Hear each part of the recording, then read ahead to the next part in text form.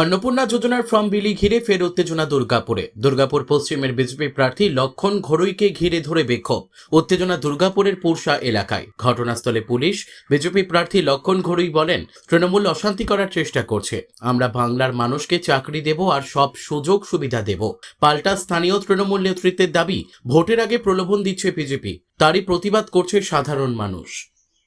এই আমাদের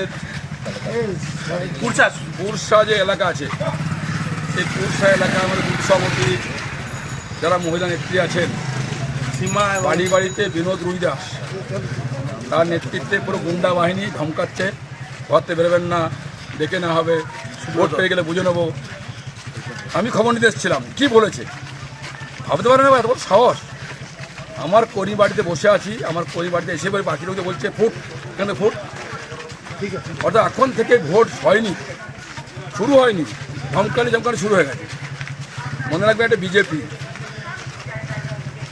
আমরা একটা ইঞ্চি মাটি ছাড়বো না।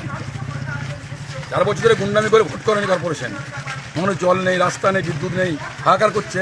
আর তৃণমূল নেতা গুন্ডামি করবে, ভুলে যাবো আমরা, ছেড়ে দেবো। তাই এসেছিলাম, সাবধান করে গেলাম। ওনারা ফর্ম ফিল আপ করছেন, অন্নপূর্ণা ভান্ডারের ইসিআইয়ের নিয়ম অনুযায়ী নিয়ম বহির্ভূত কাজ করছেন। আমরা সেটা ওনাদেরকে রিকোয়েস্ট করে গেলাম, এটা করবে। তারপরে আর ওইটুকুই বলে গেলাম, আর কিছু না, আর কিছু নেই।